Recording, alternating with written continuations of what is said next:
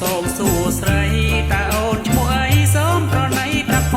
ងណែបងសូមសួស្រីតើអូនឈ្មោះអីសូមប្រណីប្រាប់ផង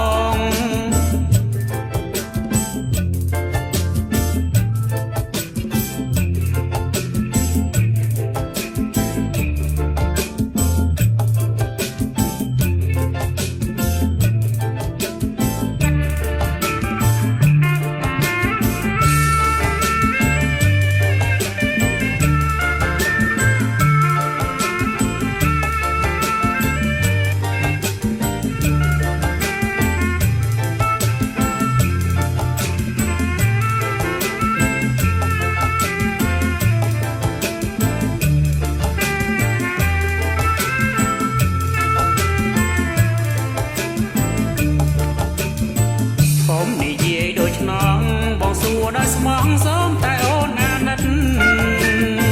កុំនិយាយដូចឆ្នងបងសួរដោយស្មងសូមតែអូនអាណិត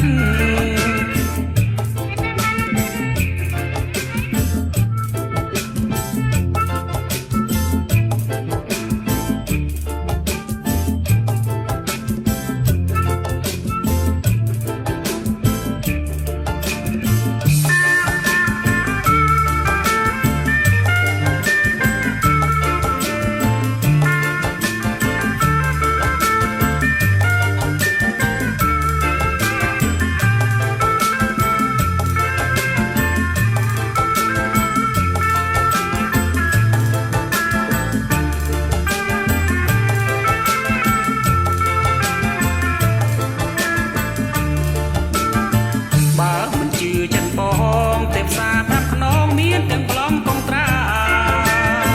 បើមិនជឿចិត្តបងទេផ្សារប្រាប់ខ្នងមានទាំងប្លង់កងត្រាបងសញ្ញេជន់ជីវ៉ាទៅកាត់ឈ្មោះដល់សាលាឲ្យតែស្នេហាជីវ៉ាអូនបានបងទៅកាត់ឈ្មោះដល់សាលាឲ្យតែស្នេហាជីវ៉ាអូនបានបងយើងរួមស្នេហាលោកត្រាអវសា